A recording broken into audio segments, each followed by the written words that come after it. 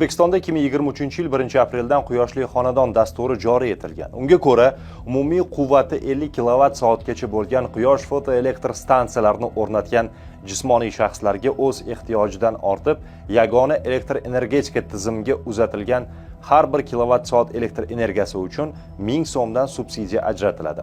Masalan, oy davomida siz elektr tarmog'idan 100 kWh elektr energiyasi oldingiz. Siz o'rnatgan panellar esa aytaylik 500 kWh tok ishlab chiqardi. Agar oy yakunlari bo'yicha siz tarmoqqa uzatgan tok miqdori tarmoqdan olingan tok miqdoridan ko'p bo'lsa, ana shu o'rtadagi ijobiy farqning har 1 kWh uchun davlat 1000 so'mdan subsidiya to'laydi. Pul soliq ilovasi orqali hisobot oydan keyingi oyning 25-kunigacha to'lab berilishi shart.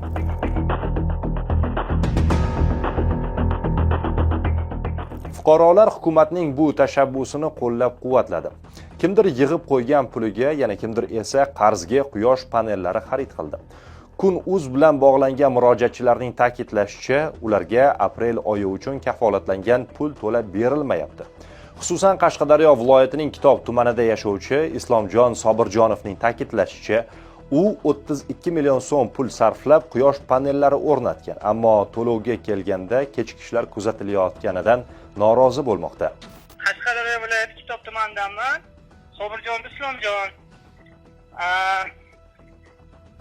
32 million so'mga noyabr oyiga 10 kilovatlik panel o'rnatuvdim. Keyin o'rnatishdan maqsadim endi qishda o'zimni ehtiyojimni qoplab, yozda 5 tursin daromad qilishim edi-da. Shu uchun o'rnatuvdim. Keyin pul tushishi, xo'p, fevral oyidan boshlandi. Fevralga 20 ming so'mni ortiqcha sotgan ekanman, shuncha pul oldim. Mart oyiga 200 mingdan ziyodroq pul oldim. Keyin aprel oyida mana pul yo'q, lekin panelim ishlab yotibdi.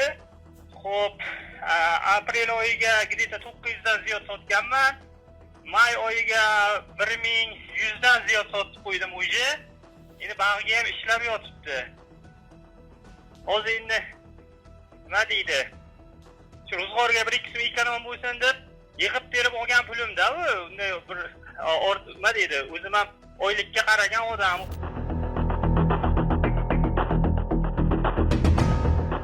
2026-yilning yanvar-mart oylarida 45,2 ming nafar jismoniy shaxs o'z xonadonlarida o'rnatilgan quyosh panellari orqali ishlab chiqarilgan elektr energiyasini tarmoqqa sotib 73,9 milliard so'mdan ortiq daromad olgan.